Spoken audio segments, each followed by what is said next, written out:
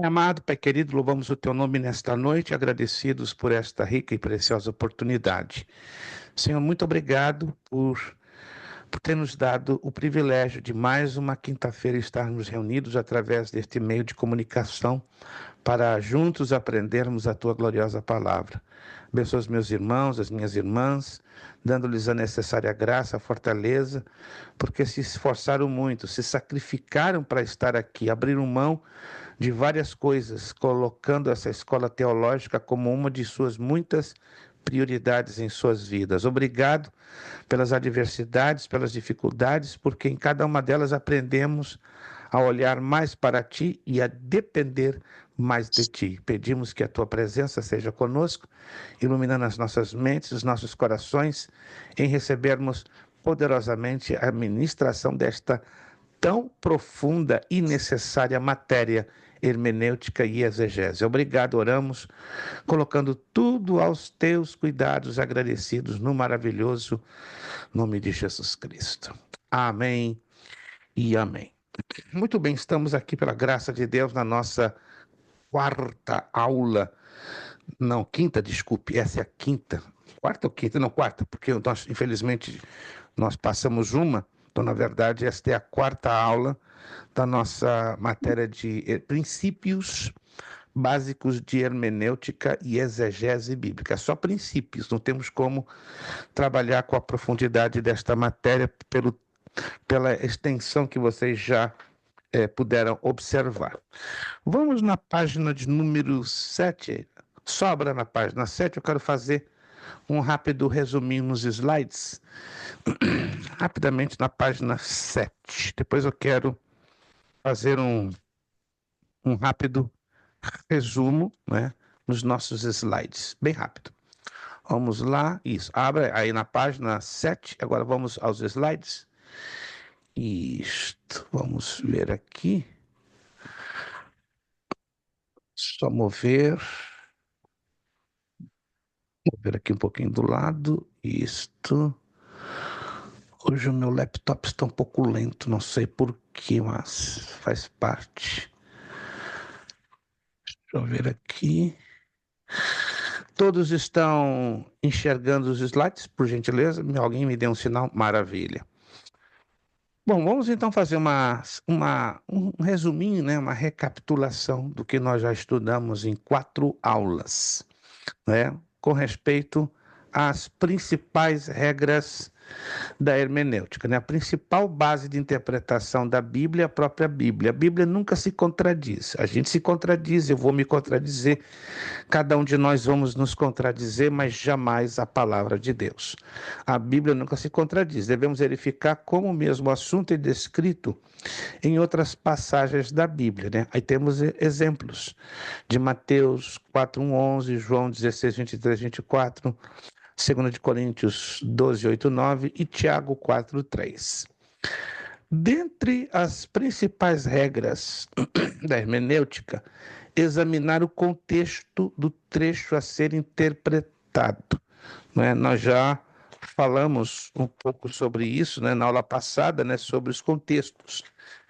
Temos que levar em consideração a data, local, cultura, geografia, história, autor, destinatário, etc., né? Aí temos aqui alguns exemplos interessantes a serem destacados. Por exemplo, mãos impuras. Está lá em Marcos 7:2. Aqui não é falta de higiene. Se você ler literalmente, dá a entender que é falta de higiene, mas é quebra da tradição. Quando você estuda o contexto cultural, vai descobrir que se trata de quebra de tradição, não por causa das mãos que poderiam estar sujas ou falta de higiene. Segundo de Crônicas, capítulo 20, versículo 17, aparece a palavra salvação.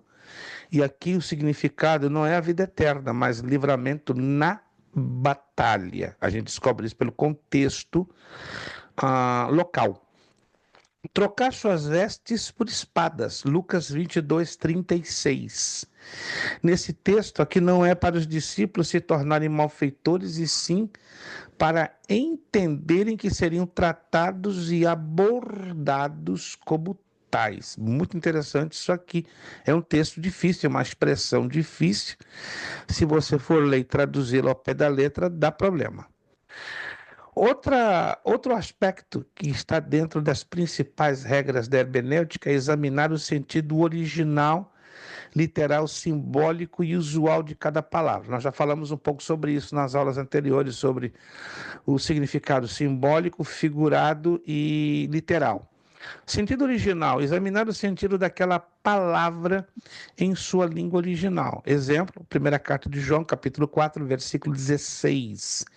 Deus é amor. Segundo a palavra original, ágape, do grego, este amor é um amor incondicional, porque é um amor divino, é um amor sacrificial.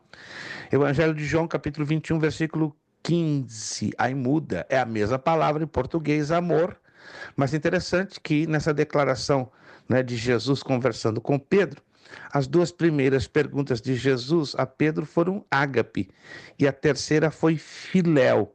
Já as respostas de Pedro foram filéu, amor fraternal, ágape, amor divino, sacrificial e incondicional. Essa é a razão pela qual Pedro se entristece, né? Porque Jesus lhe dirige 3 vezes a mesma pergunta e ele se entristece porque ele responde a Jesus com a mesma resposta: eu te amo, ou seja, ego sileu tenis, ou seja, eu te amo apenas como amigo, como irmão, não tem por ti um amor sacrificial, divino ou incondicional.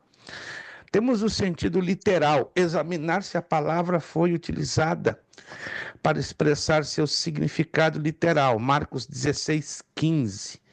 Ide por todo o mundo. A grande comissão dada por Jesus à sua igreja possui um sentido literal.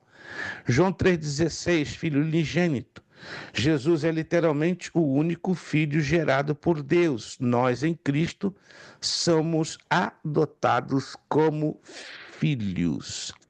Sentido simbólico. Examinar se a palavra foi utilizada para expressar outra coisa com semelhanças ao seu sentido literal. Apocalipse 1:20. Os 7 anjos e os 7 castiçais.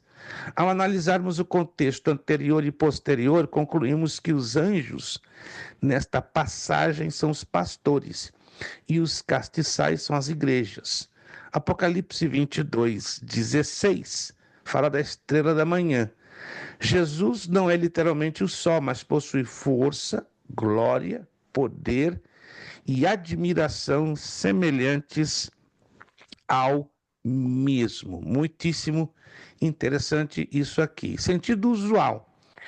Examinar se a palavra foi utilizada para expressar outra coisa conforme os costumes sociais da época. Olha esse texto, João 3:18.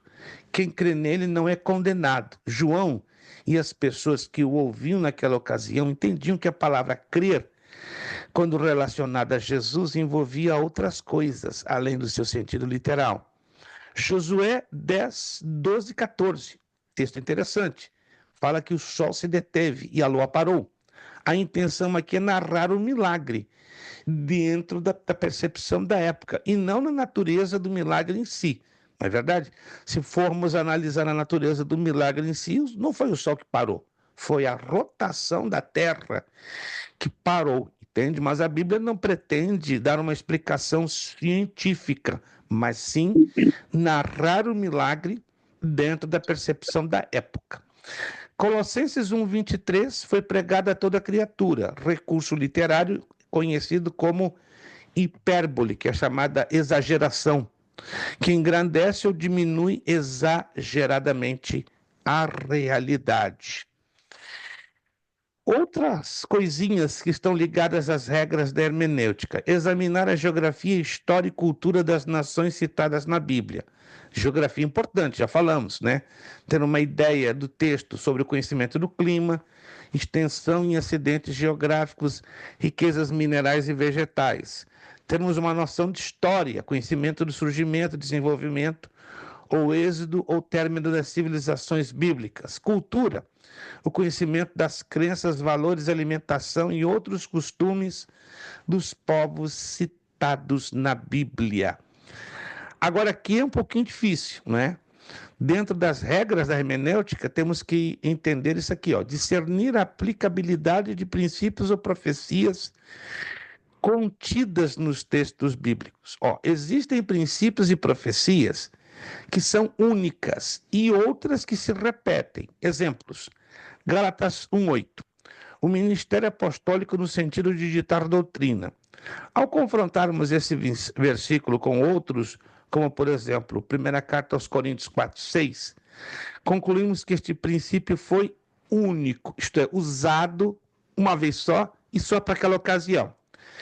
Gênesis 15:1 já é diferente. Não temas, pois eu sou contigo.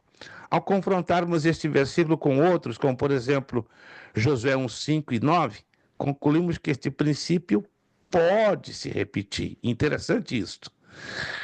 Existem princípios e profecias pessoais e outras universais. Olha que coisa.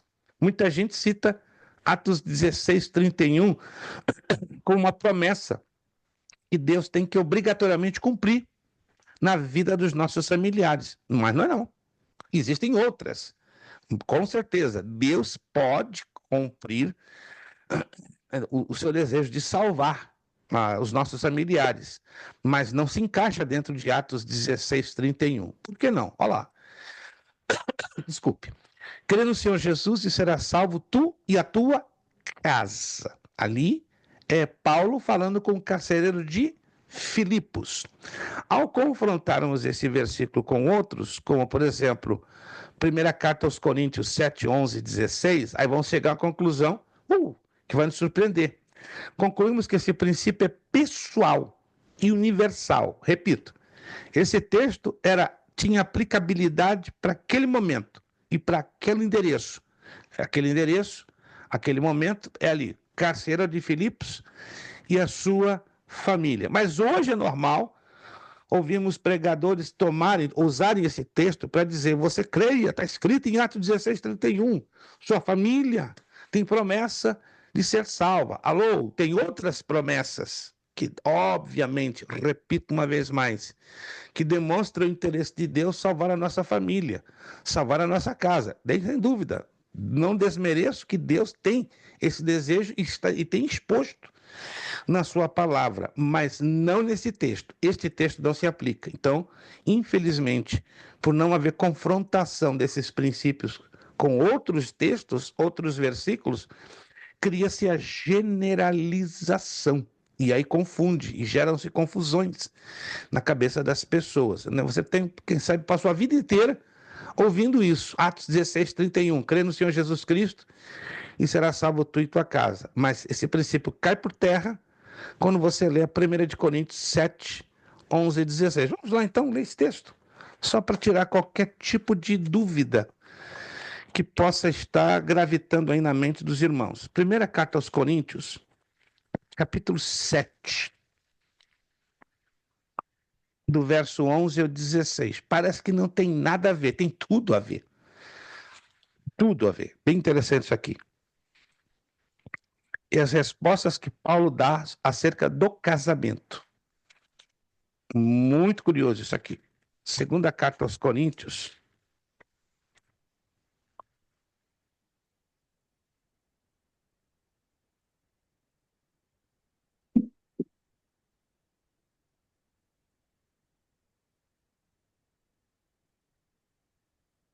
Perdão, eu acredito que não é a primeira, é a segunda. Perdão, é a primeira mesmo, desculpe. Primeira carta aos Coríntios, capítulo 7, 11 a 16. Desculpe. Vamos lá. Se, porém, se apartar que fique sem casar ou que se reconcilie com o marido e que o marido não deixe a mulher. Versículo 12. Mas aos outros digo eu, não, Senhor, se algum irmão tem mulher descrente e ela consente em habitar com ele, não a deixe. Versículo 13. E se alguma mulher tem marido descrente e ele consente em habitar com ela, não o deixe. 14. Porque o marido descrente é santificado pela mulher e a mulher descrente é santificada pelo marido. De outra sorte, os vossos filhos seriam imundos, mas agora são santos. 15. Mas se o descrente se apartar, aparte-se, porque neste caso o irmão ou a irmã não está sujeito à servidão, mas Deus chamou-nos para a paz. E o 16. Porque de onde sabes, ó mulher, se salvarás teu marido? De onde sabes, ó marido, se salvarás tua mulher. Quando lemos estes textos e confrontamos com Atos 16, 31, então concluímos que isto não é um princípio universal, senão pessoal. Repito, Atos 16, 31 tem uma aplicação unicamente voltada para aquele momento, para aquela ocasião, para aquele endereço que foi o carcereiro de Filipos e sua família. E repito uma vez mais, Deus sim tem interesse em salvar nossa família, baseado nas suas palavras, as suas promessas nas Escrituras, mas Atos 16, 31 não está dentro dessas promessas. Primeira carta de João 1,9. Jesus tem poder para perdoar nossos pecados.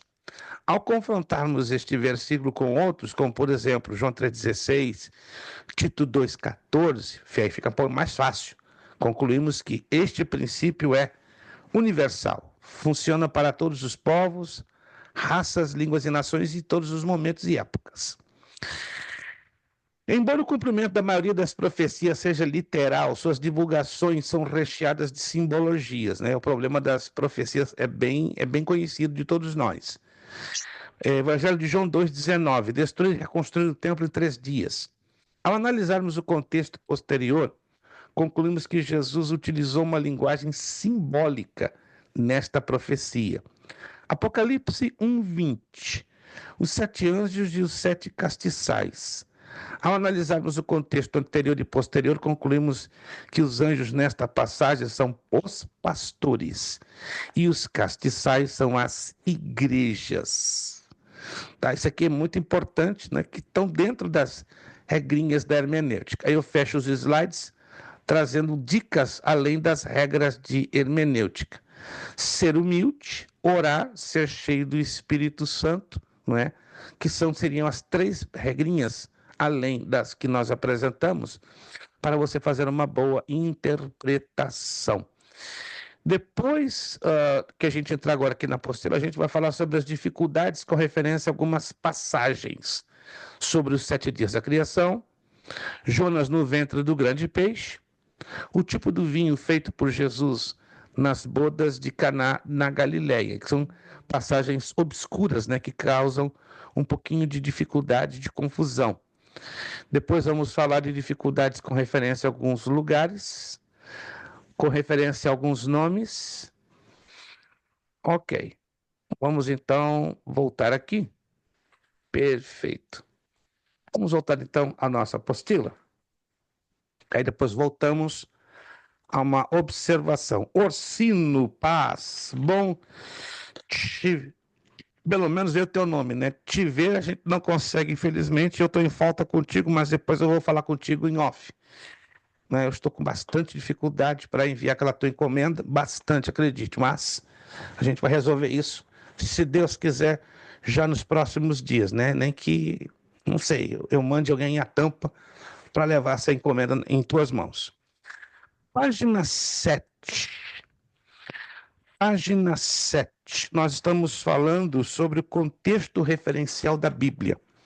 Não é? O contexto referencial da Bíblia. Nós falamos na última aula que a palavra sabedoria ela é melhor compreendida através de 2 situações clássicas, que são o livro de Provérbios, que sempre vai abordar a sabedoria divina, e o livro de Eclesiastes, a sabedoria puramente humana.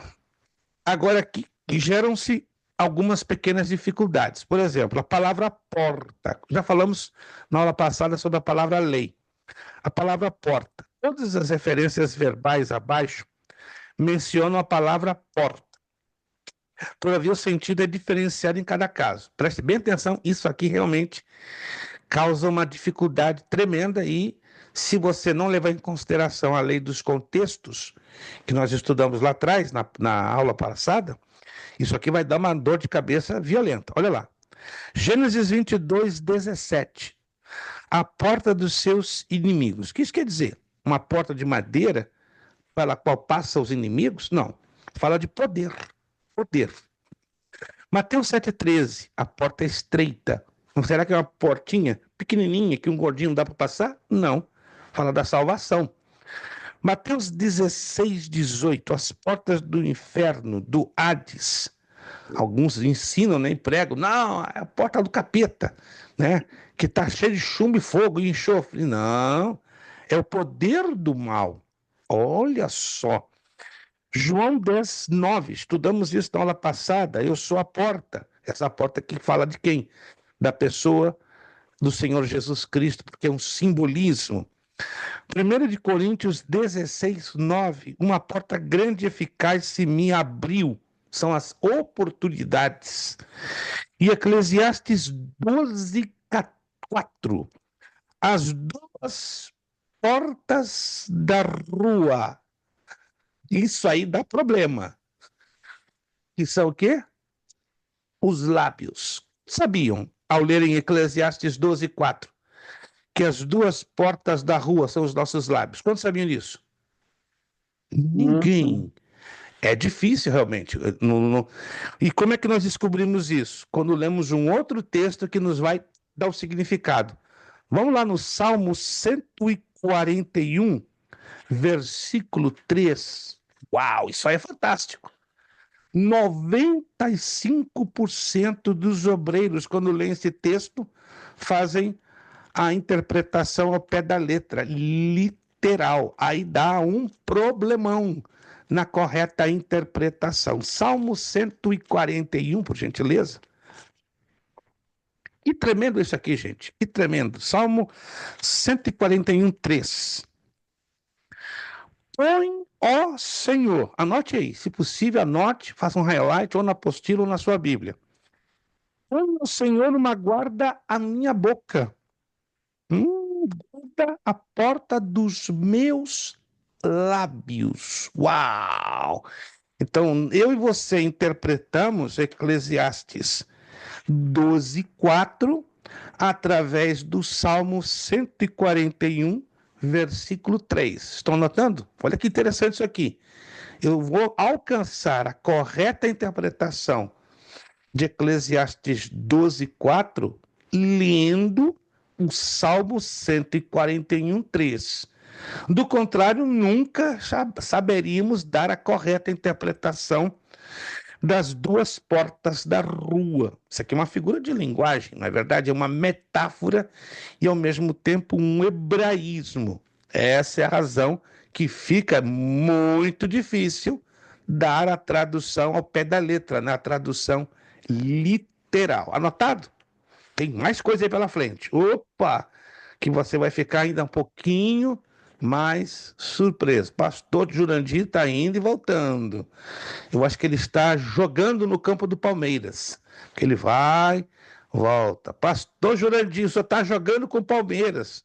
Agora eu Pastor, entendi. perdoe, até perguntei para as crianças se elas tinham mexido no Wi-Fi, mas acho que é uma instabilidade por aqui hoje.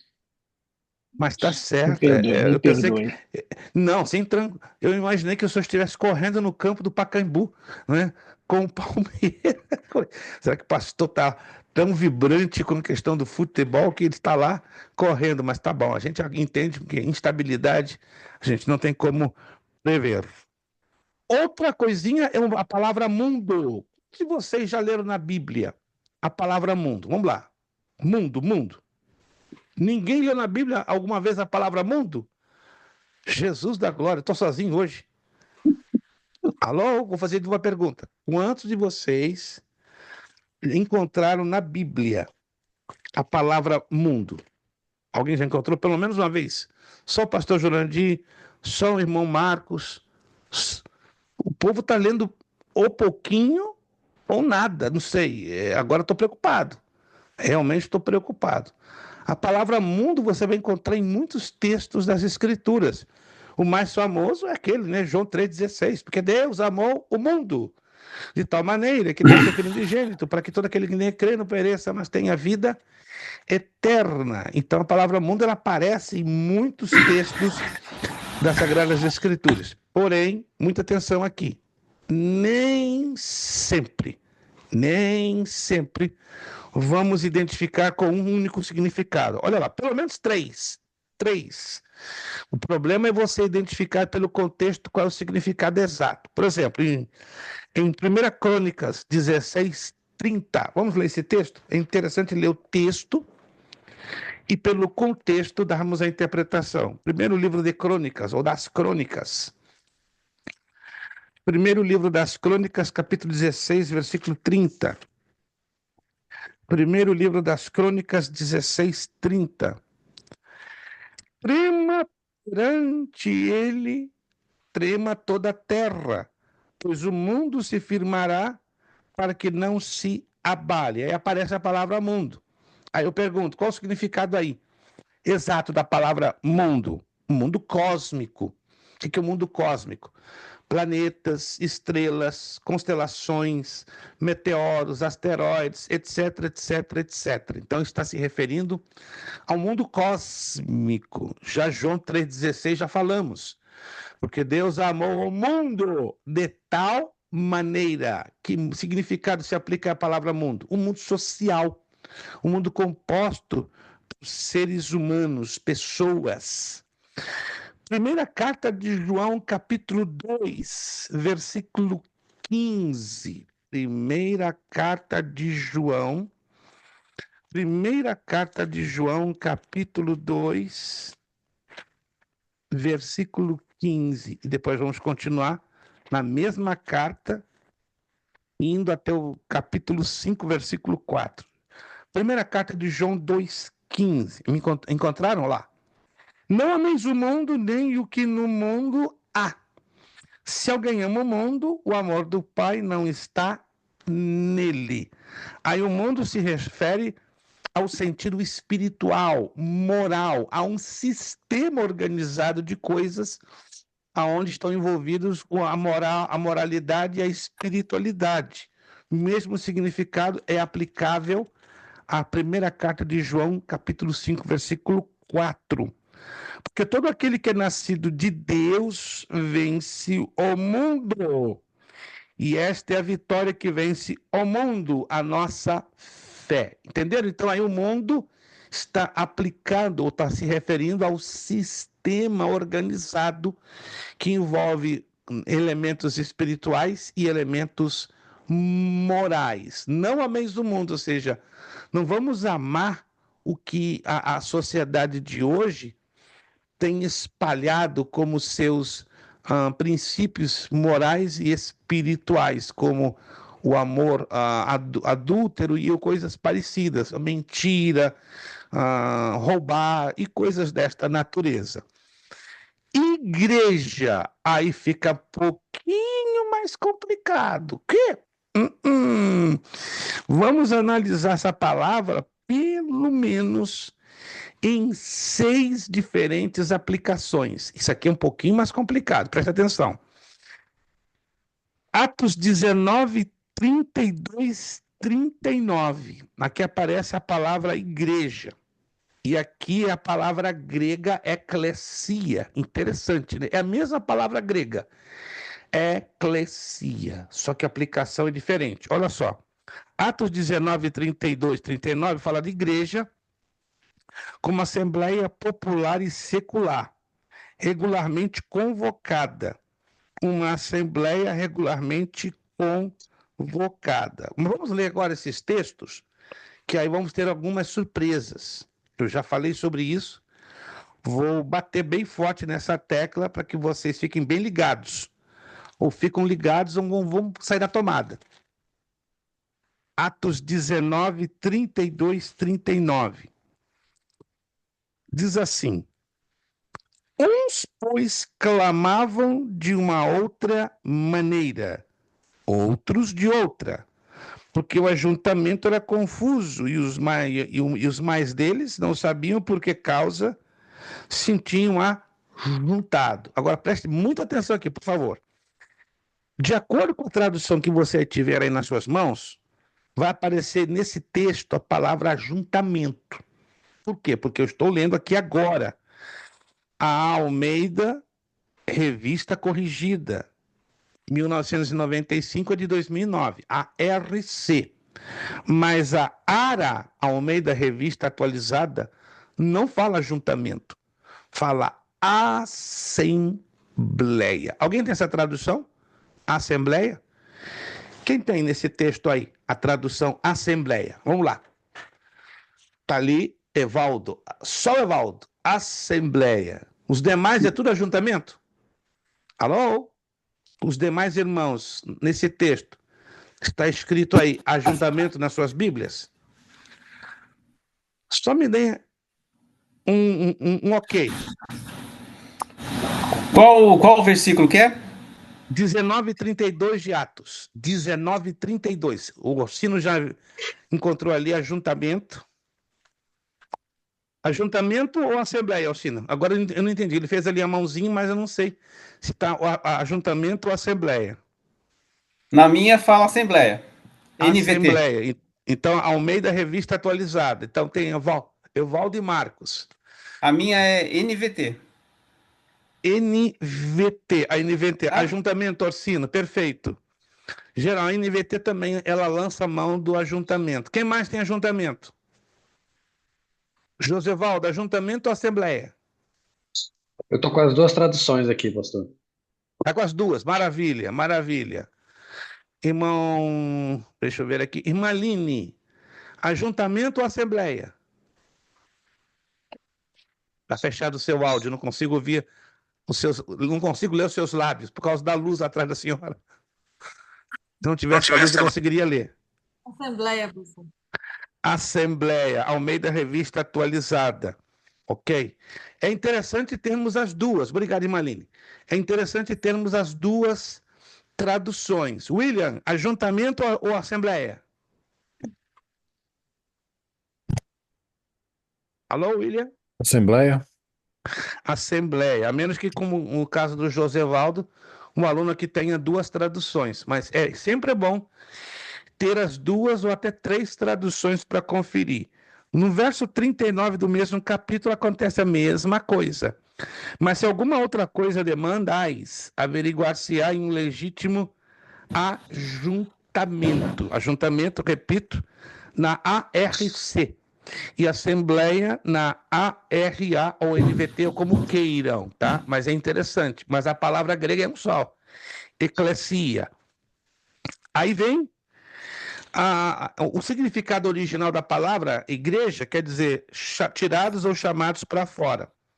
Atos 7:38, para ficar mais complicado. Não é para você se preocupar, mas tem que analisar isso aqui. E isso traz um pouco de dificuldade. Atos 7:38. Atos capítulo 7, versículo 38. Este é o que esteve entre a congregação no deserto com o anjo que falava no monte Sinai e com nossos pais, o qual recebeu as palavras de vida para nos dar. Aqui a palavra eclesia, o significado é outro. Não é nem assembleia, nem ajuntamento. É congregação. Mas a palavra é a mesma, eclesia. Irmão Marcos. Aqui na minha, na NVT, tá congregação. Congregação. Veja só que interessante, né? A NVT, dependendo do texto, ela tem uma inclinação ou para a ARC ou para a ARA. Ela não é uma má tradução, mas ela absorve matizes das duas traduções. É como fosse uma tradução híbrida, querendo unir, né, o que há de positivo na ARA e na ARC. Eu tenho ela, eu estou até gostando para fazer a leitura devocional, mas eu leio a NVT com as duas outras abertas, a ARA e a ARC. Irmão Pastor Jurandir. Pastor, a minha, tanto a ARA quanto a, contemporânea, elas falam congregação, mas a Bíblia de Jerusalém já fala assembleia. Assembleia. A Bíblia de Jerusalém tem essa característica interessante. Entende? Bem interessante. Agora, assembleia e congregação estão mais próximos de um significado coerente. Já para dizer que ajuntamento já fica um pouquinho mais distante, mas essa é uma tendência mais ortodoxa que toma a Bíblia de Jerusalém. É uma excelente tradução, desde que você tenha umas duas para fazer a comparação, né? Eu recomendo, quem gosta de uma tradução boa, A Bíblia de Jerusalém, uma Bíblia católica, ela é muito boa, mas é interessante você ter mais duas para fazer o que? O paralelismo, porque haverão textos ou haverá expressões que ficam um pouquinho mais complicadas para você extrair o verdadeiro significado e a consequente aplicação do texto. A mesma palavra, eclesia no grego, primeira carta aos Coríntios 11:18. É a mesma palavra, só vai mudar os textos e vai mudar as aplicações. Primeira carta aos Coríntios, capítulo 11, versículo 18. Porque antes de tudo ouço que, quando vos ajuntais na igreja, aí estão percebendo? Aí não está usando nem ajuntamento, nem congregação, nem assembleia. Está usando o termo literal original, igreja. Quando vos ajuntais, não é, na igreja, né, 1 Coríntios 11:18, há entre vós dissensões e em parte eu creio. Aqui igreja assume o seu significado literal, tirados para fora, ou os crentes reunidos para o culto coletivo. Então, de todos os significados da palavra eclesia, a primeira carta de Coríntios 11:18 é o que mais se aproxima do seu original. Temos Atos 5:1. Pastor, mas isso é difícil. Sim, dependendo da palavra grega, a sua contextualização ela é um pouquinho mais difícil. Atos 5:11. E houve um grande temor em toda a igreja e em todos os que ouviram estas coisas. Aqui é eclesia, é a mesma palavra grega, mas o seu significado é igreja local ou igreja regional. Então, o contexto significativo de Atos 5:11 está um pouquinho próximo de 1 de Coríntios 11:18. Mateus 16:18, outro texto bastante conhecido, ou proferido pelo Senhor Jesus Cristo. É um texto muito conhecido, quero acreditar. Mateus 16:18.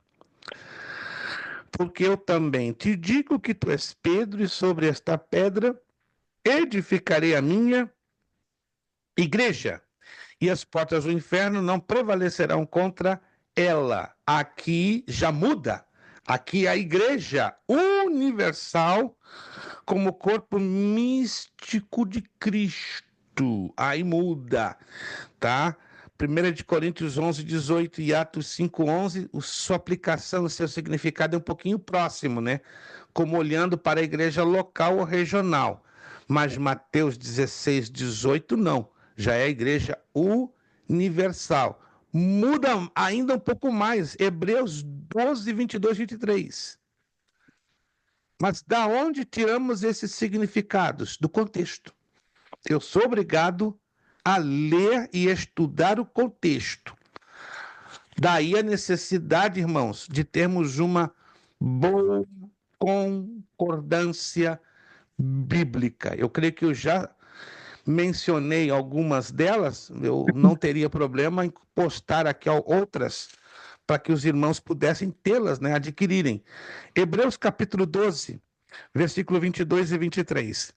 Mas chegastes ao monte Sião e à cidade do Deus vivo, a Jerusalém celestial e aos muitos milhares de anjos, a universal assembleia e igreja dos primogênitos que estão escritos nos céus, e a Deus, o juiz de todos, e aos espíritos dos justos aperfeiçoados. Aqui se usa a palavra assembleia conjugada com a palavra igreja, mas aqui o foco da nossa atenção é a palavra igreja, que são todos os salvos de todos os tempos. Então, muito cuidado com essa palavrinha, igreja, tá? Se você tem uma concordância bíblica, ela vai te dar todos os textos da Bíblia, todos os versículos que aparece a palavra igreja. E seria interessante se um dia vocês pudessem, só com essa palavra, tá? se divertirem fazendo uma análise. O que significa igreja nesse texto, nesse texto, nesse texto, nesse texto, nesse texto? Aí você descobre o significado através do contexto, o que está antes e o que está depois. E aí você já tem agora anotado, né, que a palavra igreja no Novo Testamento grego, eclesia, tem seis diferentes significados. Nem 2, nem 4, nem 10, nem 20. 6. Um dos 6, a enorme lista que eu e você vamos encontrar numa concordância, ela vai determinar qual desses 6 significados se aplica à palavra igreja. Entenderam, meus irmãos? Aí é uma tarefa um pouquinho mais cansativa, mais investigativa. Aí a necessidade de se ler mais a questão dos contextos. Permita-me dar uma humilde sugestão. Se você, meu irmão, irmã, não é acostumado a ler um texto da Bíblia acompanhado do contexto, eu lhe dou essa sugestão. Comece a fazer isso já a partir de hoje. Ontem já está um pouquinho tarde. É claro, a gente naturalmente não é acostumado a ler os textos da Bíblia baseados nos seus contextos, fazer uma chamada leitura corrida ou a leitura sequencial. Mas a partir desta matéria, muda um pouquinho os seus hábitos. Continue fazendo a sua leitura corrida, a sua leitura sequencial. Mas observe com atenção algumas particularidades do texto, como palavras, substantivos, adjetivos. Tem sempre algo num texto que nos chama a atenção. E vai ser justamente aquele substantivo, aquele adjetivo, aquele nome próprio, ou nome geográfico que vai nos chamar muito a atenção para observarmos o quê? O que está antes e o que está depois do texto lido, para que não incorramos no erro de dizer, não, essa palavra ela tem o mesmo significado em todas as suas ocorrências. E não é bem assim. Então a hermenêutica ela nos abre esta janela enorme para identificarmos que, ainda que se repitam 20, 30, 40 vezes, uma mesma palavra em textos diferentes, teremos significados que podem ser de 2, 3, 4, 5, 6, 10, até 15 significados. Olha, a palavra salvação. Em Hebreus 2, 3, aqui na apostila nos diz, né? Quer dizer conversão.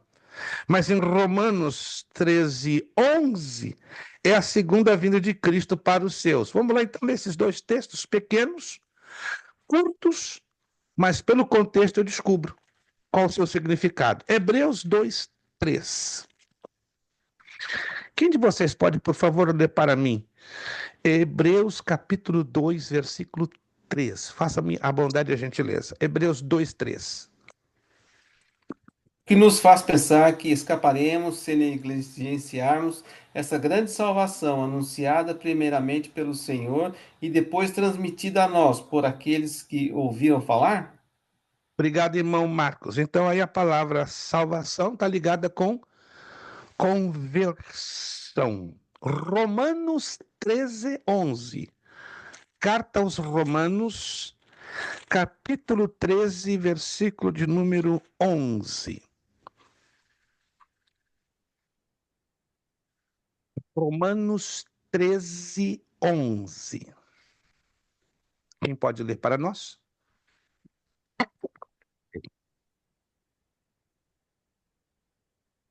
Está aí na Bíblia. E digo, Não fuja. Sim.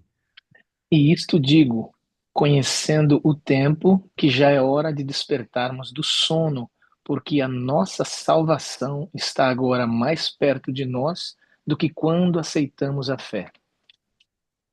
O texto em si já implica o significado da palavra salvação. Estão percebendo? Alguns textos sozinhos, por si própria, a palavra e o texto em si já vão nos dar condições de detectarmos o que é a sua implicação, quase que automática, não é verdade? E é o caso deste texto. Mas tem textos que vão nos exigir ler o versículo que está antes, ou o versículo que está depois. Então, tem textos que sozinhos, eles mesmos, estão me entendendo? Por si só, já vão me ajudar a detectar o significado. Já outros, por outro lado, não. Dependem de nós passarmos por que os 2, 3, 4, 5 que estão antes, ou os 2, 3, 4, 5 versículos que estão depois. Vamos fazer então algumas conclusões acerca das referências verbais. São duas. As referências verbais podem servir ou não para o estudo bíblico, pregação, etc., pois muitas das vezes refere-se tão somente ao chamado paralelismo verbal.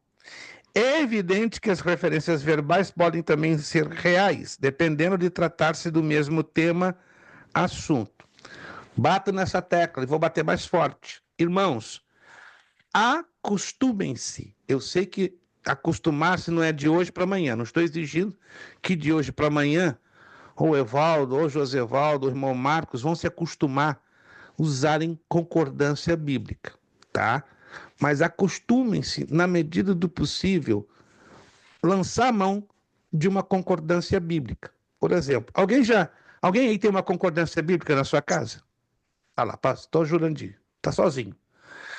Para ninguém ficar sozinho, eu vou postar aqui agora, que se eu deixo para amanhã, dá zebra, dá problema. Então vamos lá.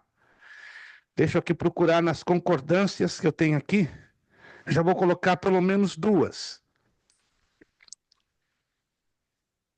Porque o aluno de teologia, que estuda teologia, se ele não tiver uma concordância bíblica básica, vai ser complicado. Vai ser complicado. Ok, deixa eu colocar aqui uma. Já estou mandando aqui agora para o grupo. Essa é a mais básica que vocês estão vendo aí no grupo. Você pode encontrar no Amazon. Ela é mais ou menos de umas 250 páginas, da Sociedade Bíblica do Brasil. Vou mandar outra,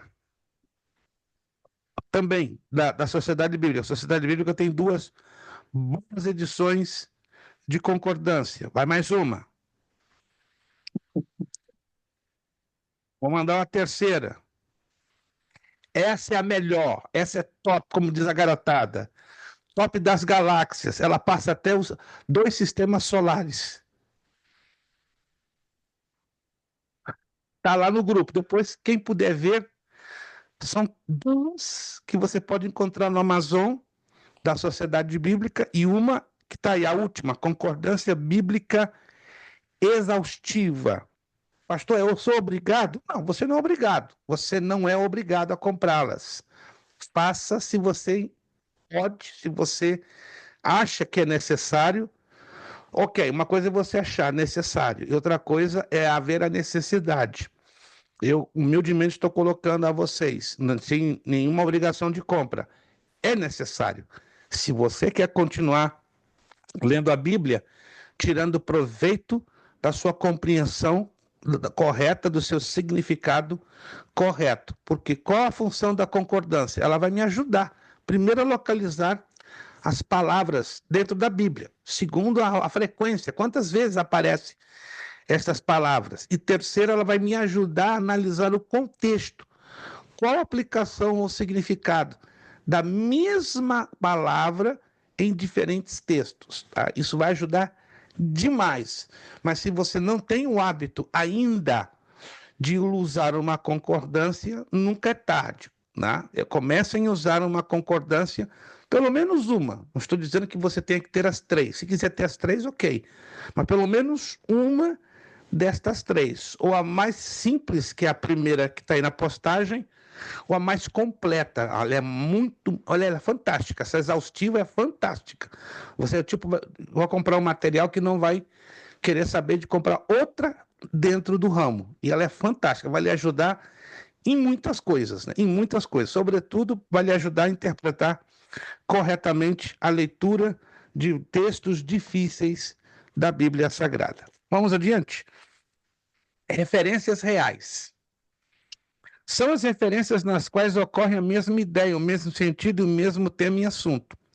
Estas são as referências apropriadas para o estudo bíblico. Desculpe. para o estudo bíblico, para a doutrina e para a pregação. Os pregadores amam usar as referências reais. Grande parte das referências verbais também são referências reais. As concordâncias bíblicas, é o que eu estava falando agora há pouco, apresentam as referências verbais próximas das reais, uma vez que uma concordância, olha só, é uma simples catalogação de referências bíblicas quanto a um determinado tema e assunto. Por exemplo, deixa eu fazer aqui uma pergunta. Ninguém é obrigado aqui a saber a resposta. Quantas vezes você imagina que aparece a palavra Senhor na Bíblia? Agora presta atenção. Existe a palavra Senhor com maiúsculas, S-E-N-H-O-R em português. E Senhor só com a letra S em maiúsculas. Estão observando isso aqui? Tem duas formas que aparecem, não sei se alguém já observou isso. Quem já observou isso na Bíblia? Que tem dois formatos da palavra Senhor. Mas, basicamente, no Antigo Testamento, você vai encontrar muito a palavra Senhor, toda ela em maiúsculas. S-E-N-H-O-R, tudo em maiúsculas. E tem um pouco número de versículos, isso no Antigo Testamento, Senhor só com S maiúsculo. Lá no Novo Testamento, é só S maiúsculo e o resto em minúsculo. Mas vamos pegar então o total dos dois, tanto Senhor, todo em maiúsculas, como Senhor só com S maiúsculo. Quantas vezes você imagina, mais ou menos, eu sei o número exato, porque de tanto eu decorar, estudar, ler e buscar, ficou na mente. Quantas vezes você imagina em toda a Bíblia que aparece a palavra Senhor? 20 vezes? 40 vezes? 70 vezes? 115 vezes? 280 vezes? Vamos lá. Aberta a temporada de caça aos chutômetros. 300? Pobreza, Evaldo. O nosso Deus é grande. Mais de 1000 vezes. Um pouquinho mais. Força a barra, irmão Marcos. Força a barra que o irmão vai chegar lá. 1500. Tá indo bem, irmão Marcos, tá? Tá lendo a Bíblia, ou tá lendo uma boa concordância. Parabéns, tá indo bem. Falta um pouquinho. 1.700. Ninguém quer. Ei, pô, irmã Aline, tá quase lá. Tá quase lá. Quem acertar um número aproximado, eu já dou 75. 1.800. 1.600? Não, aí caiu, Orsino. Caiu, Orsino. 1.800. Falta pouco. 1.850. Esse é o William, gente. Falou Se que você falta não pouco, a gente conhecia o vai William, indo. está conhecendo hoje. Ó, isso chama-se desespero de abraçar 75. Não vai. Chegou perto, então, pelo visto. Bem perto, tá chegando bem perto. 1.860. Ninguém mais quer dar um número? 1.762. Que pena. William, vai para casa, vai para caminhar hoje dando glória, tá? Ô, Tu Glória. disseste 1850. São 1859 Na vezes. trave. Na trave. 75 para o William. Pronto, William. Vai hoje para caminhar com 75 a mais. Não se assusta, não, tá? No Aí finalzinho sim. da matéria você ter lá um 100zão no final. Um 100zão mesmo, completo. 1859 vezes que aparece a palavra Senhor em toda a Bíblia. É interessantíssimo isso, né? E isso você tem numa concordância exaustiva. Numa concordância resumida, você não encontra isso. Por isso, eu sugiro. Quem pode ter uma. Não é tão caro, não chega a $100, 80 alguma coisa, que está custando uma concordância exaustiva. A melhor delas é a Strong, mas eu não tenho informação que a Strongs esteja disponível em língua portuguesa. Tem em espanhol e inglês. Essa é a top, é a melhor de todas, né? Como eu não tenho o conhecimento ainda, se a Strong tem disponível em português, então tem aquela última que eu acabei de postar no grupo. Vamos então. Aqui tem uma pergunta que eu faço no finalzinho aqui da apostila. Ó. Você saberia distinguir as referências verbais das referências reais em uma concordância bíblica? Isso vai causar dificuldade para quem, claro, nunca manejou uma concordância bíblica. Exemplos de referências reais. O tema salvo. O salvo na Bíblia é chamado de santo, está lá em Efésios 3,18. Ele é chamado de nova criatura, 2 de Coríntios 5,17. Fiel, Salmo 31, 23. Filho de Deus, João 12. Crente, João 20, 27. Discípulo, Atos 9, 1. Nascido de Deus, João 3, 9. Justo, Ezequiel 18, 26. Remidos, Isaías 62, 2. Agora entenda, a referência real, ela não traz literalmente a palavra no texto. Vamos dar aqui um exemplo para ficar mais claro ainda. Da onde eu estou tirando isso? Efésios 3,18. Vamos a Efésios 3,18. Quem pode ler para nós, por favor? Efésios 3,18.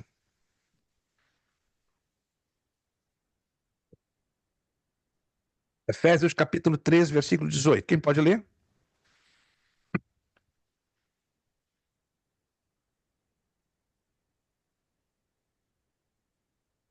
Poderes perfeitamente compreender com todos os santos, qual seja a largura e o comprimento e a altura e a profundidade. Isto. Aí aparece a palavra qual? Santos. Está aí na nossa apostila. A referência real é a palavra santo, mas ela é sinônimo da palavra salvo. Então, essa é a diferença. A referência verbal vai nos dar a palavra literalmente com seu significado. Mas a referência verbal não. Ela vai apresentar a palavra e a palavra em si vai nos trazer o quê? Um significado por fora, ou uma sinonímia. O que é sinonímia? Palavras sinônimas. Então a palavra salvo na Bíblia, pelas referências verbais, tem vários sinônimos ou palavras semelhantes com o mesmo teor de significado. Salvo na Bíblia, por exemplo, ele também é nova criatura. 2 de Coríntios 5,17. Fiel, Salmo 31, 23. Filho de Deus, João 12. Crente, João 20, 27. Discípulo, Atos 9, 1. Nascido de Deus, 1 de João 3, 9. Justo, Ezequiel 18, 26. Remidos, Isaías 62, 12. Olha como é um leque enorme. Mas aí eu preciso me habituar, me acostumar a lidar, a usar uma concordância bíblica. Virando a página 9. De fato, todas as palavras são diferentes, mas o tema, assunto é o mesmo, pois todas as referências são reais, ou seja, abordam acerca de um só tema. Qual é o tema? O salvo. Entende? Mas você passa a ter essa visão quando você lê o texto, o contexto, e se habitua a usar uma concordância bíblica. Do contrário, vai trazer ainda alguma dificuldade. Vamos lá. A segunda vinda de Jesus à Terra. Algumas referências reais quanto a este tema. Já é escatologia. É um pouco mais difícil, mas não tão complicado a ponto de você não conseguir detectar. Por exemplo, Zacarias 14, 4, 5. Vamos a Zacarias. Aí eu vou fazer uma perguntinha, porque essa matéria já foi estudada pela maioria. Acredito que a irmã Aline ainda não estudou. Acredito que não estudou ainda escatologia. Posso estar enganado. Não está aqui na minha mente. Pelo menos agora, né? Minha mente está dando umas rateadas feias, gente. Meu filho insiste, pai, isso é idade coisa nenhuma, meu amigo. Eu tenho as minhas dificuldades, minhas limitações, meus probleminhas de saúde, mas até agora, graças a Deus, eu tenho perguntado até os meus médicos. Minha cabeça está afetada. Tem uma doutora de 82 anos, né? Pensa numa mulher com uma memória de elefante, ela ri na minha cara, né? Sua cabeça tá boa. Quando ela estiver batendo pro outro lado, eu lhe aviso. Pode ter certeza. Não faz, chama-se Elaine, doutor Elaine, não faça isso comigo. Quando a senhora avisar que eu já tô mal, eu já. Não, se o senhor estiver mal, pode ter certeza. Eu vou ser a primeira, e a sua esposa vai ser a segunda a saber. Que aí eu só preciso se cuidar e até se internar. Porque com 82 anos ela se lembra de remédio, tudo que você podia imaginar. Impressionante a memória que essa mulher tem aos 82 anos. Mas vamos lá. Zacarias 14, 4, 4, 5. E naquele dia estarão seus pés sobre o Monte das Oliveiras, que está de frente de Jerusalém para o Oriente. E o Monte das Oliveiras será fendido pelo meio para o Oriente e para o Ocidente. Haverá um vale muito grande. E metade do monte se apartará para o norte e a outra metade dele para o sul. Versículo 5. E fugireis pelo vale dos meus montes, porque o vale dos montes chegará até Azel. E fugireis assim como fugiste no terremoto nos dias de Uzias, rei de Judá. Então virá o Senhor meu Deus e todos os santos contigo, ó Senhor. Aqui não temos dúvida. É a segunda vinda de Jesus. Aí a pergunta, para os que estudaram escatologia se lembram dessa temática. Aqui está se referindo à primeira ou à segunda fase da segunda vinda de Jesus? Repito a pergunta. Neste texto que acabamos de ler agora, Zacarias 14, 4, 4 e 5, a que se refere à primeira ou à segunda fase da segunda vinda? Olha lá, irmão Marcos. Igual a garotada dos anos 70. É assim, lembra? Só irmão Marcos que opina que é a segunda etapa? Vamos lá. Quem opina que é a segunda, quem opina que é a primeira? Segunda. Segunda fase. Pastor Jurandir levantou a mãozinha. Primeira ou segunda fase? Segunda Segunda. fase. Segunda, irmã Fabiana. Evaldo, segunda. Alguém mais? Segunda, Josevaldo. William, primeira ou segunda fase? Segunda vinda. Segunda. Orsino, primeira ou segunda? Segunda, né? Bonitinho, né? O 2 do Orsino. Segunda, irmãos, porque aí Jesus está voltando no final da tribulação para resgatar a nação de Israel de uma iminente destruição pela batalha do Armagedão e trazendo consigo, não é? Eu creio que o que ficou aqui mais nítido é essa frase. E todos os santos contigo. Se fosse a primeira, ele jamais aplicaria essa frase, porque a primeira fase implica Jesus vir só para a igreja, completamente invisível para o mundo. Mateus 25, 31. Mateus 25, 31. É interessante, né? A hermenêutica ela nos ajuda a enxergar com uma clareza cristalina, em alguns casos, claro, as ocasiões que o texto está se referindo.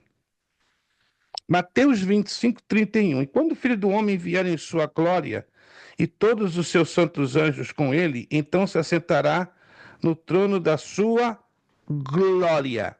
Aqui a mesma coisa. É a segunda vinda e a segunda etapa. Segunda de Tessalonicenses 2, 8. Segunda de Tessalonicenses, segunda carta do apóstolo Paulo aos Tessalonicenses, capítulo 2, versículo 8. E então será revelado o iníquo, a quem o Senhor desfará pelo sopro da sua boca e aniquilará pelo esplendor da sua vinda. Aqui já ficou mais difícil. Aqui é a primeira etapa ou a segunda etapa da segunda vinda? Mas se você se lembra da escatologia, vai se lembrar. É a primeira ou a segunda etapa? Essa é a da primeira. segunda vinda. O William opina a primeira. Quem opina a primeira? Primeira.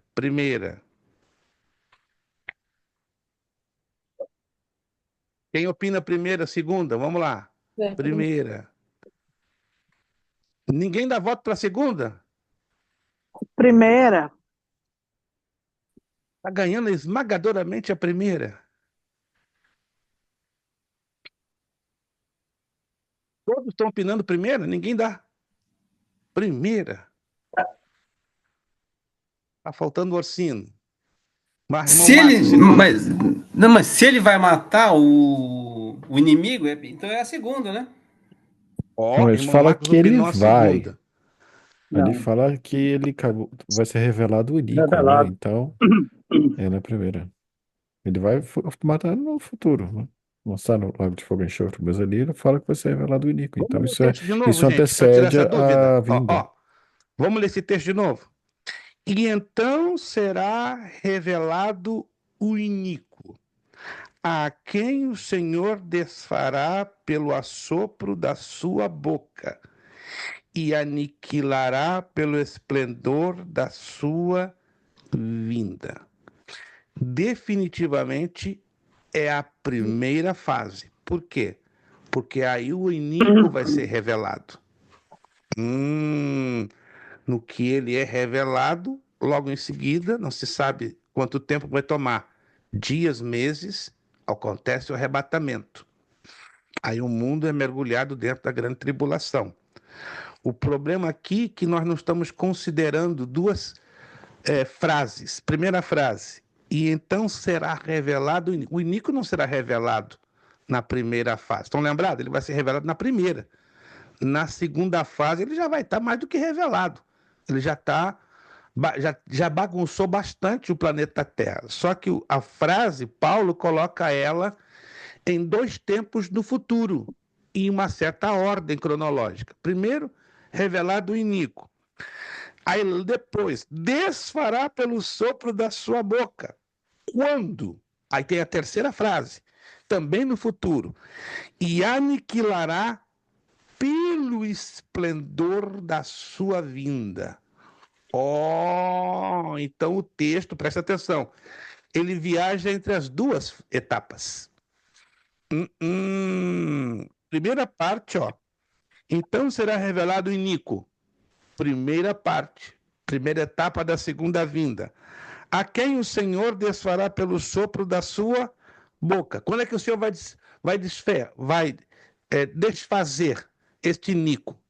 Quando ele estiver regressando com a igreja para estabelecer o seu governo milenial. E aniquilará pelo esplendor da sua vinda. Aí é a segunda fase. Então esse texto tem as duas. As duas. Alguém está me entendendo, gente? Ele apresenta a primeira e nos dois verbos desfará e aniquilará, ele apresenta a segunda etapa da segunda vinda. Pegaram ou não? Aí temos as duas. Um verbo ligado à primeira etapa e dois verbos ligados à segunda. Então, aqui nós temos as duas fases da segunda vinda de Jesus. Judas, versículo 14. Parece ou não, estamos fazendo aqui uma rápida recapitulação de escatologia. E é importante na aplicação, no uso da hermenêutica. Judas, verso 14. E destes profetizou também Enoque, o sétimo depois de Adão, dizendo: Eis que é vindo o Senhor com milhares de seus santos. Segunda vinda de Jesus. Aqui é fácil. Primeira ou segunda etapa? Primeira ou segunda? Alevaldo, de novo. Segunda. Isso aqui é fácil. Essa, se você errar, é porque quer. Primeira etapa ou segunda etapa? Vamos lá. Essa é fácil, gente. Segunda, o irmão Marcos não pensou duas vezes. Ele estava ali se esticando, olhando. Não, é segunda mesmo, é segunda. Quem mais opina pela segunda? E Malina ainda está balançando, ela está assim, está no pêndulo do relógio. Ela está, meu Deus, para onde eu vou? Para primeira ou para segunda? Fica tranquilo, irmã Aline. Não está valendo ponto, não. O Orsino já jogou dois, de novo. Mas Fabiana, você pode falar. Primeira ou segunda? Segunda. Segunda. Como a irmã Aline até agora não se manifestou, é a segunda, porque aí Jesus está voltando com a igreja glorificada. Então é a segunda etapa da segunda vinda. Mais dois textos, Apocalipse 1:7. Eis que vem com as nuvens e todo olho o verá, e até mesmo os que o traspassaram, e todas as tribos da terra se lamentarão sobre ele. Sim, amém. Facílimo. Segunda etapa ou primeira? Segunda, todo olho verá. Todo olho verá. Já matamos aqui. É a segunda etapa da primeira. Não, da segunda vinda. Segunda da segunda. Nunca da primeira, porque o todo olho verá, todo mundo verá na segunda etapa. Na primeira etapa, ninguém vai ver. Só a igreja que é levantada em secreto. Fechando Apocalipse 19:11. Apocalipse, capítulo 19, versículo 11. E vi o céu aberto, e eis um cavalo branco, e o que estava assentado sobre ele chama-se Fiel e Verdadeiro, e julga e peleja com justiça. Primeira etapa ou segunda etapa da segunda vinda? Segunda etapa. Segunda. Segunda.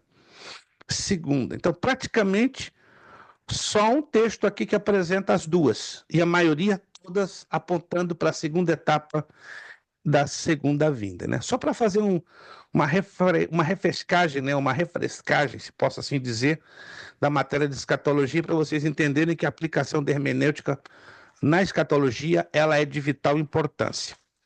9h38, você está ligado no canal da Academia Bíblica Beré, a turma das quintas-feiras, curso básico em teologia, princípios básicos de hermenêutica e exegese bíblica. Mais 7 minutinhos para a gente fechar e passar o grupo de exercícios. Contexto histórico da Bíblia. Pastor, não gosto de história nem de graça. Mas eu tenho uma má notícia para você. Se você não gosta de história, então você está com uma dificuldade enorme de ler a Bíblia. Tem a ver com a época, com a cultura, com a ocasião e com o propósito original do texto que se estuda. Ageu 1:4 nos revela: é para vós tempo de habitares em vossas casas estucadas, e esta casa de ficar deserta. Você tem que descobrir o contexto histórico que se dá esse texto de Ageu 1:4. Senão, vale a pena, como exercício de primeiro exercício de hermenêutica, fazemos uma análise contextual histórica do texto acima e explicar o que e o porquê o Senhor pronunciou essa palavra através do profeta Ageu ao povo. Já falei desse texto, não desse texto, mas de um outro, que os pregadores usam fora da hermenêutica. Ageu 2:9. Quem pode ler para mim? Ageu 2:9. Ageu 2:9.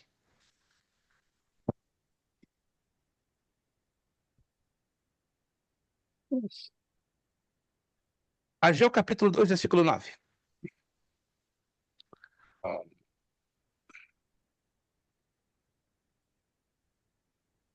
Quem achar pode ler, por favor?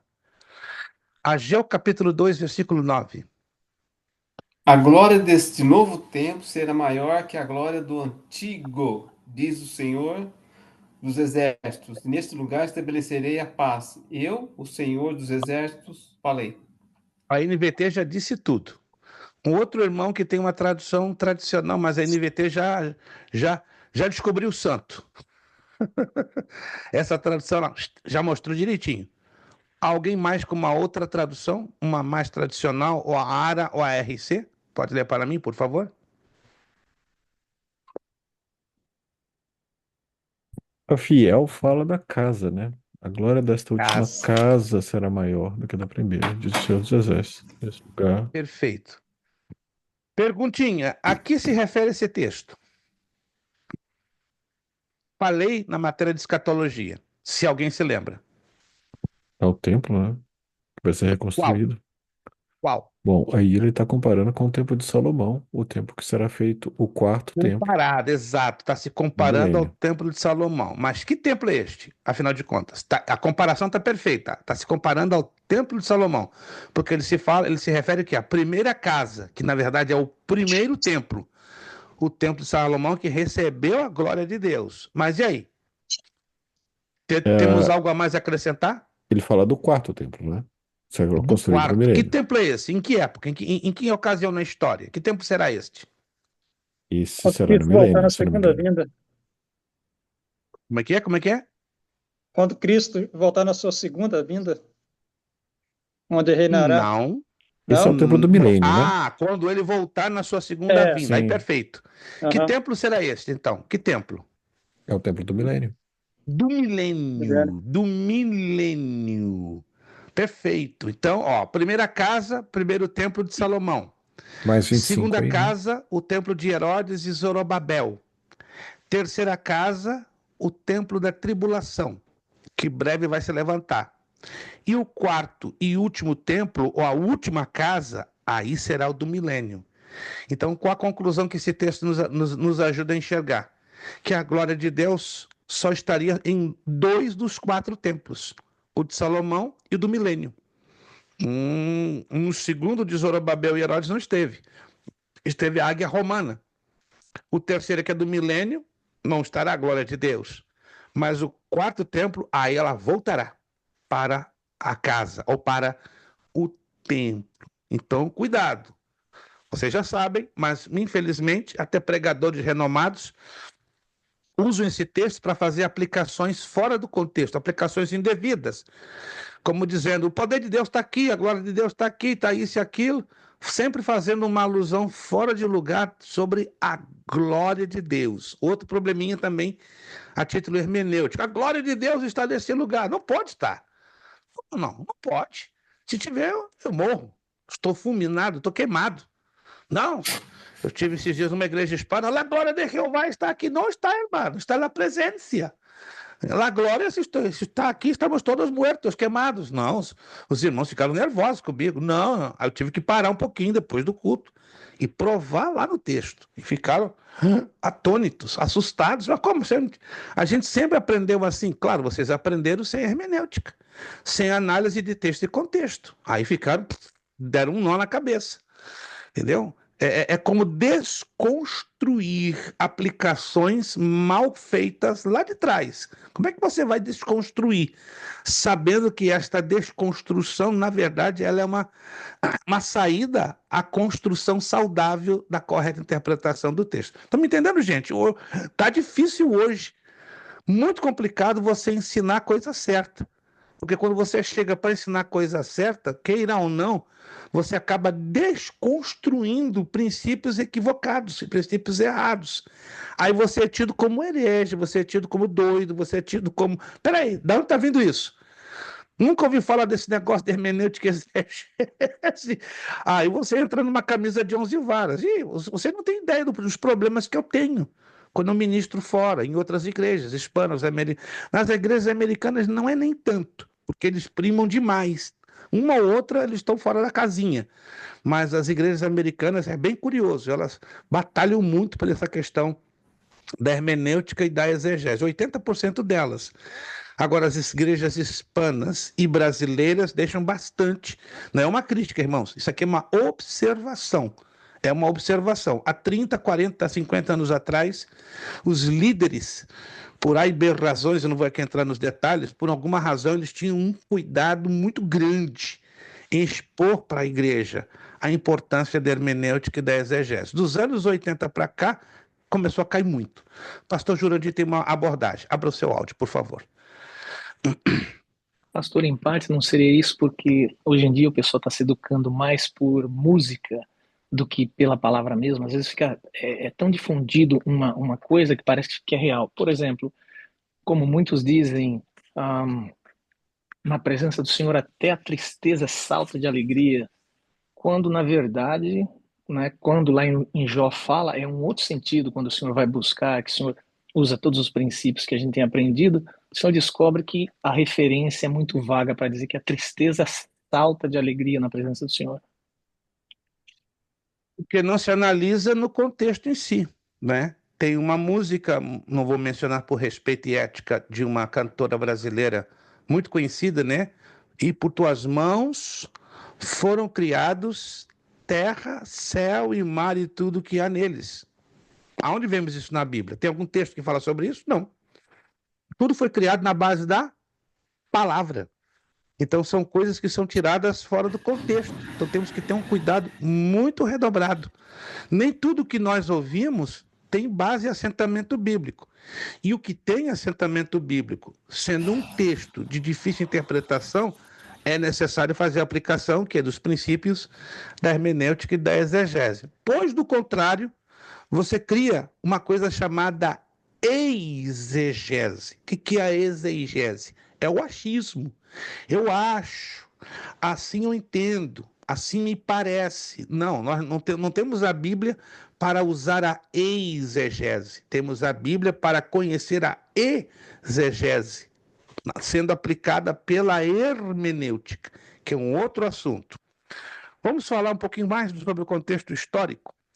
O que é estritamente cultural no Novo Testamento não tem aplicação a partir do primeiro século ao fechamento do cânon do Novo. Desde então, o que permanece no texto bíblico é a mensagem da palavra de Deus para todos os tempos. Essa é outra coisa bem interessante. Tudo que foi fechado no último livro da Bíblia, o livro do Apocalipse, fechou, acabou.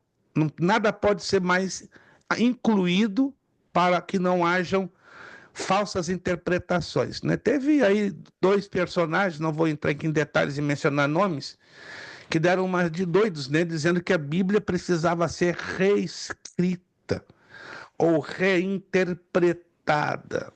São, claro, homens que não têm nem conhecimento bíblico básico de hermenêutica e exegese e até mesmo temor e respeito em relação à correta interpretação do texto sagrado. Letra C.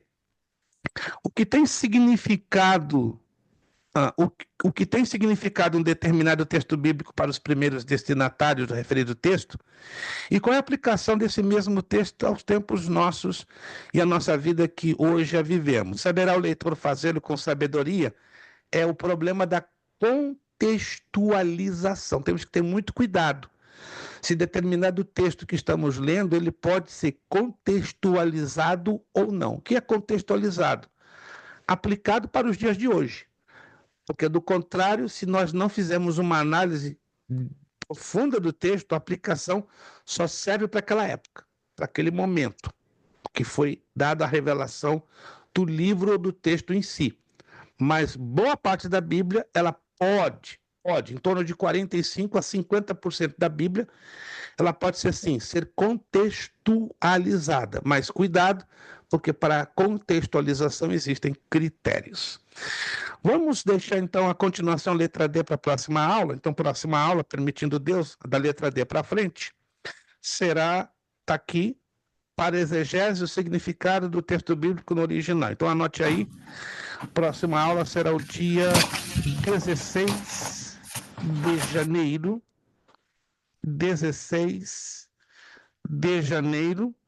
Então, estaremos entrando aqui na letra D, tá? Anote aí para você não perder o fio da meada. Então, próxima aula estaremos... Vamos então corrigir os exercícios que estão aí um pouquinho mais à frente. Na página 14, a partir do preencha as lacunas. Vamos lá nos exercícios. Página 14. Página 14. Irmã Aline ou perdeu a conexão ou teve que sair para cumprir alguma emergência, porque eu não a vejo mais aqui. Tranquilo, às vezes acontece.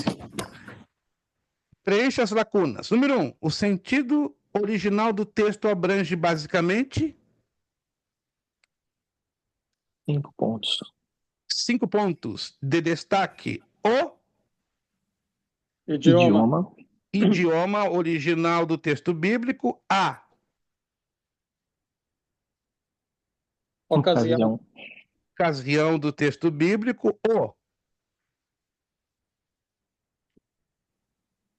lugar, Cultura. lugar do texto bíblico, a Lugar. cultura, cultura e os Costumes.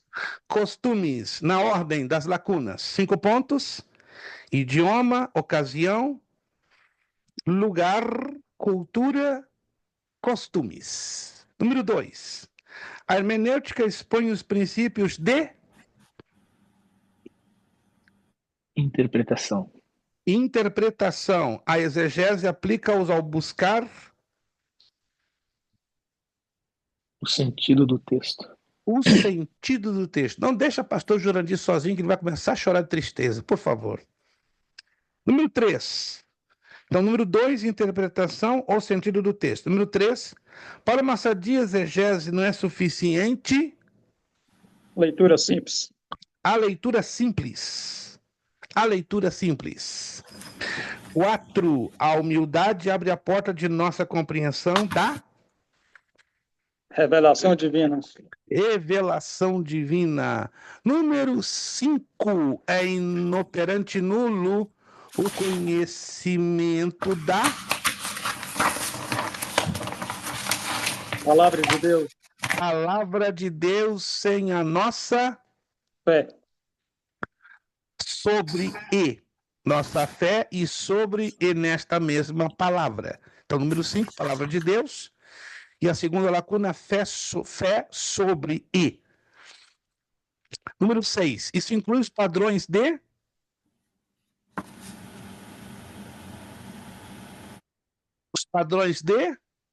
pensamentos, pensamentos do povo na ocasião do texto. Número 7, grande parte das referências verbais são também Reais. referências reais. 8, a Bíblia se interpreta com a Própria Bíblia. própria Bíblia, e isso é efetuado por meio do Contexto referencial. contexto referencial. Perfeito, Evaldo. Número 9. É importante ressaltar que a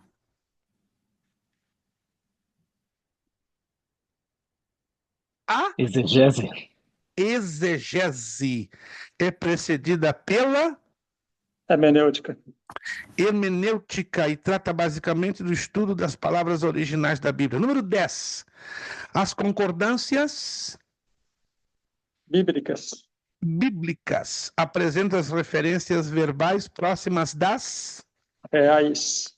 reais. Número 10, concordâncias bíblicas e próximas das reais. Fechando a página 17 e a página 18. Página 17, página 18. Página 17, página 18. Assinalar com X a única alternativa correta. Gêneros literários da Bíblia. Gêneros. Muito cuidado, porque aqui dá uma confusãozinha. Aqui é uma pegadinha boa. Qual é a letra correta? C. C. Tem que ler com atenção. Letra C de casa. Número 1, C. Livros que contêm revelação. Aqui é fácil. Qual é a letra? Olha lá o Evaldo, olha lá. Tá rindo o Evaldo, D. já sabe. Qual é? Qual é? D. D de dado. D. Número 3. Exemplos de biografias bíblicas. Qual a letra? Também é fácil. Sílimo, Jesus da glória. Se você não acertar essa, me demita agora. A. Letra A de Apolo. 3A de Apolo. 4. No texto bíblico temos duas coisas principais. Já falamos isso na aula passada ou na primeira aula. Duas coisas principais. Qual a letra?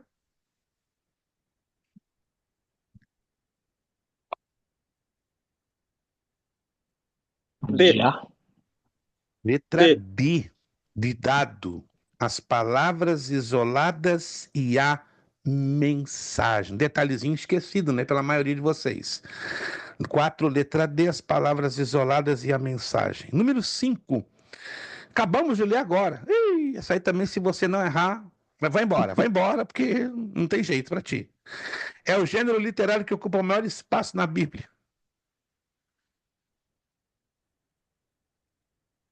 Estudamos hoje, agora em pouco, alguns minutos. C. C de casa, história. Para terminar, marque C para certo e E para errado. Número 1. O exegeta às vezes deve ser um atento observador do texto bíblico. Certo ou errado? Errado. Errado, ele tem que ser Errado. sempre um atento. Às vezes tá o problema da pegadinha. Então é errado, ele não pode ser às vezes, ele tem que ser sempre um atento observador do texto bíblico. Número 2. As línguas, os idiomas do texto bíblico, os idiomas originais do texto bíblico são o latim, o aramaico e o grego. Certo ou errado? Essa é fácil, velho. Errado, pastor. Errado, porque é o Latim. hebraico, aramaico e grego. Koiné. Número 2, então, errado. 3, a morfologia estuda as palavras combinadas na frase.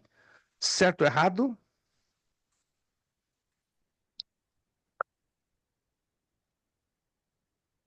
Certo ou errado? Número 3, a morfologia estuda as palavras combinadas na frase. Certo ou errado? Opa, tá lá no início da apostila. Errado. Errado, porque seria a sintaxe. Sintaxe. Número 4, sintaxe. Número 3, errado, porque seria sintaxe, nunca morfologia. 4. O texto provém do latim textus, que quer dizer corrente. Certo ou errado? Errado. Errado, porque é tecido. A Tecido. tradução de texto é tecido. E número 5. O texto bíblico é o fluxo normal da comunicação escrita. Certo ou errado?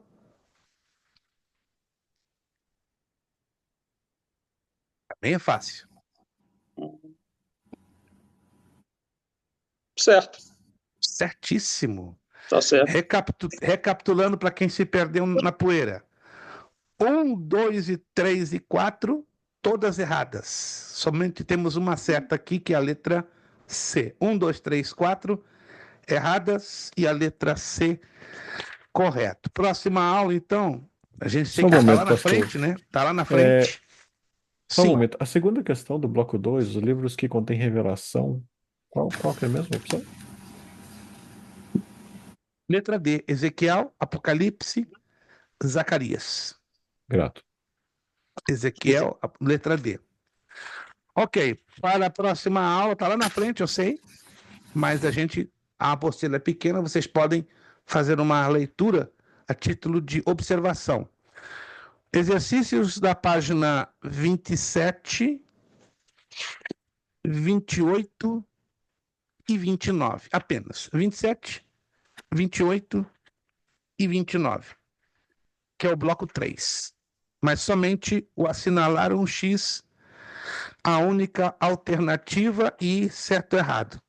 26, 27. E preencha as lacunas, desculpe. E preencha as lacunas. 1, 2, 3. Então, página 27, página 27, 28 e 29. Então, número 1, assinale com X a única alternativa. 2, marque C para certo e E para errado. E 3, preencha as lacunas. Para a próxima aula. Ainda que a gente não passou por essa matéria, convém então vocês darem uma lidinha, porque aí não tem muita grande dificuldade. Porque esse é o objetivo também dessa apostila, né? Ela dá princípios. E aí eu pediria que vocês pudessem se dedicar um pouquinho mais à leitura. Perfeito. Aprendemos algo novo nessa noite? Aprendemos algo novo nessa noite? Com certeza. Ela é uma matéria totalmente nova. A grande maioria não tem a mínima ideia do funcionamento da hermenêutica e da enorme importância que tem esta matéria. Nossos sinceros agradecimentos aos que puderam estar conosco nesta noite, ao irmão Ivaldo, Marcos Tavares, jovem irmão Marcos, Deus abençoe, pastor Jurandir, Josevaldo, irmã Fabiana, que hoje não pôde estar visível, mas agradeço o esforço que teve em estar conosco, William, que aí deu um probleminha na sua câmera, mas crendo que na próxima aula estará aí com o seu sorriso crest, não é? E aquele quarto bonito que só Jesus poderia ter dado aos seus filhos. E então, nosso irmão Orsino, que breve Orsino vai aparecer, irmãos. Breve o irmão vai aparecer, Orsino vai dar as caras. Porque vai ter uma mudança cibernética, informática aí nos próximos dias, se Deus quiser. Agradecemos também a irmã Aline, né, que não pôde permanecer, creio que teve ou alguma emergência ou perdeu a conexão e teve que se retirar um pouco assim às pressas. E agradecemos também ao irmão Victor e sua esposa que nos avisaram que não poderiam estar hoje. Deus possa abençoá-los e eles possam também estar revendo o vídeo desta aula para não perderem o fio da meada. Vamos agradecer ao Senhor nosso Deus. Vamos pedir com que o irmão, sim, Josevaldo, por favor. Pergunta rápida, pastor. Mateus 27, 51. É literal essa passagem? Mateus 27. Vamos lá. Tenho de memória, mas só quero ter certeza absoluta que é o texto que está aqui divagando na minha mente.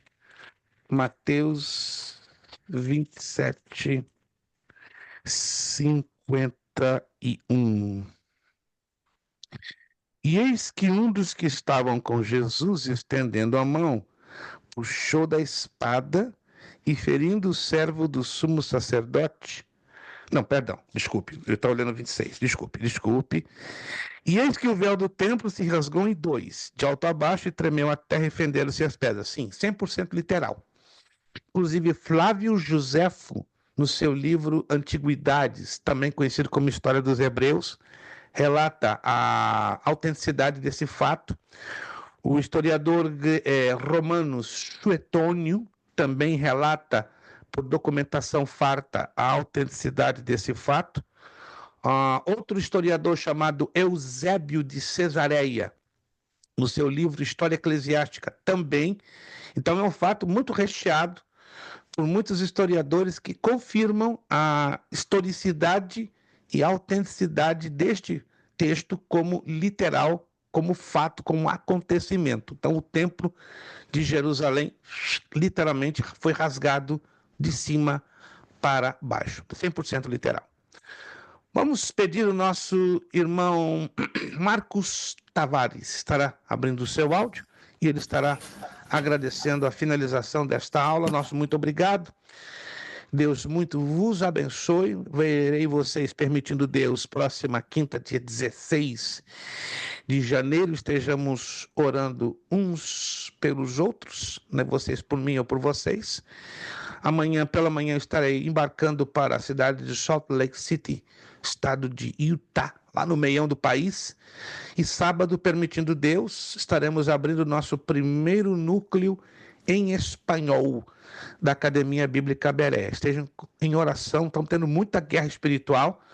Estamos lá com 12, 13 candidatos alunos, já estão confirmados, mas nós estamos batalhando para ter um pouquinho mais, né? Em torno de 15 alunos para manter a estabilidade. É longe, são 6 horas de voo daqui até lá, né? Eu vou fazer uma viagem com escala em Chicago, vou ficar 3 horas em Chicago, então vai ser uma viagem longa de quase 8, 9 horas, tanto de ida como de volta.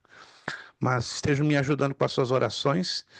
São 2 igrejas hispanas, uma igreja de salvadorenhos e de mexicanos, que estão se unindo para daí tirarmos este grupo de 12 alunos. Tenham, por favor, nas suas orações, e sábado estaremos ali de meio-dia às 6 da tarde, com a primeira matéria, Bibliologia em espanhol. Permitindo Deus e vingando, continuaremos ali e Deus será glorificado, tá? Carece das vossas orações. Está muito frio por lá, né? Estou informado que nevou bastante ontem e hoje. Então eu vou agasalhado, né, e com vitamina B12, C e D, para não ter problemas de voltar aqui para Orlando e ter um choque térmico. Irmão Marcos Tavares, por favor, agradecendo-nos a Deus em oração. Senhor Deus Pai amado, damos graças a Ti, Senhor, por esse momento de aprendizado, Senhor, que essa palavra, Aleluia. Senhor, venha cair em cada um dos nossos corações, Pai, como terra fértil, Pai, como uma semente que cai na terra fértil, gerando frutos, Pai, por esse aprendizado.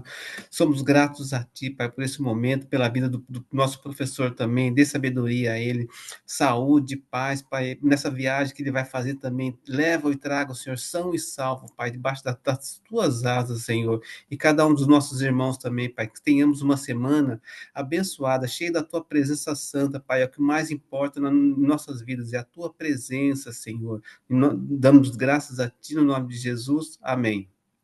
Amém, amém. Nosso lema para fechar tudo: seriedade, Verdade, compromisso, compromisso, disciplina. disciplina, Seriedade, compromisso, disciplina. Seriedade, compromisso, disciplina. É necessário que ele cresça e que eu diminua. É necessário que ele cresça e que eu diminua.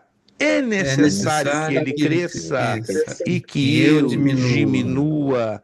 E a Deus damos o que? A honra, a glória e o poder. Beijo enorme no coração de vocês. Abençoado final de quinta-feira, abençoado final de semana.